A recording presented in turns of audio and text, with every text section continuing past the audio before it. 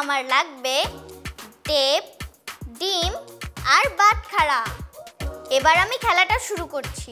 হ্যাঁ হ্যাঁ, তুমি শুরু করো, আমরা অপেক্ষা করছি তো। বিজ্ঞানী, এই যে ডিম দেখতে পাচ্ছ, তুমি তো জানো ডিম খেলে আমাদের শক্তি বাড়ে। হ্যাঁ হ্যাঁ, ডিমের যে শক্তি আছে, এই খেলাটাই আজকে আমি তোমাদের দেখাবো। প্রথমে এই টেপটাকে আমি মাঝখানে রাখছি। এরপর এই ডিম আমি টেপের ঠিক মাঝখানে ভালোভাবে বসিয়ে নিব। এইবার আরেকটি টেপ নিয়ে আমি ডিমের ঠিক মাঝখানে বসিয়ে নিব। হ্যাঁ হ্যাঁ, দেখতে পাচ্ছি।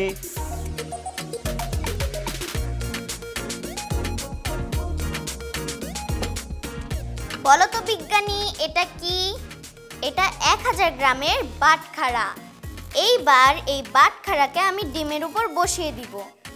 ভেঙে যাবে তো? ডিম ভেঙে যাবে? তুমি খালি দেখো। আচ্ছা।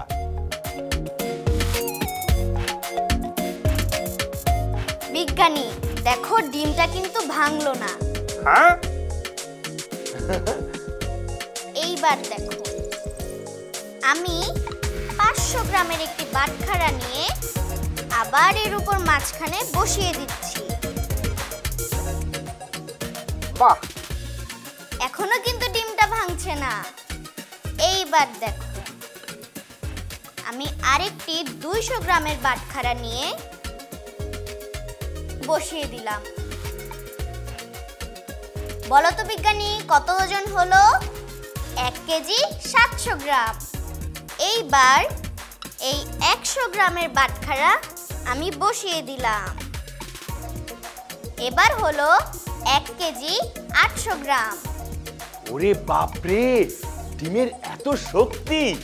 এবার আমি 20 গ্রামের বাটখারা বসিয়ে দিলাম।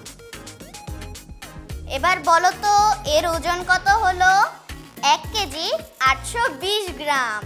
দেখেছো বিজ্ঞানী, আমি বলেছিলাম না ডিমটা ভাঙবে না? দেখেছো, ডিমের অনেক শক্তি। সত্যি মেধা, তুমি অসাধারণ একটা খেলা দেখিয়েছো।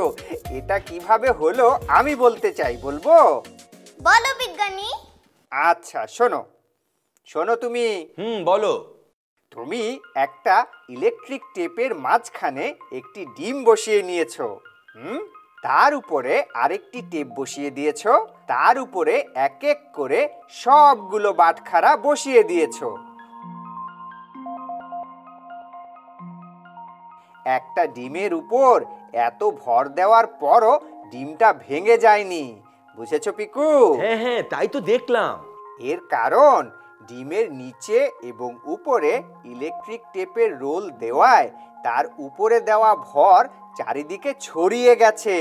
তার মানে পুরো ওজনটা ডিমের উপর পড়েনি। এজন্যই এত ভর দেওয়ার পরও ডিমটা ভেঙে যায়নি। এভাবেই তুমি ডিমের শক্তি দেখিয়েছো। বন্ধু মেধা, আমি কি ঠিক বলেছি বলো? তুমি একদম ঠিক বলেছো বিজ্ঞানী। বন্ধু মেধা, তোমার সঙ্গে আবারও দেখা হবে। তখন মজার মজার এমন আরো খেলা দেখব। তুমি ভালো থেকো, আনন্দে থেকো, হাসি খুশি থেকো। বিদায় বন্ধু। বিদায়।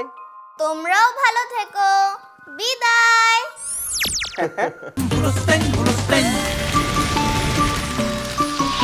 দুরন্ত। ফেসবুকে ফলো করো এবং ইউটিউবে সাবস্ক্রাইব করো দুরন্ত টিভি।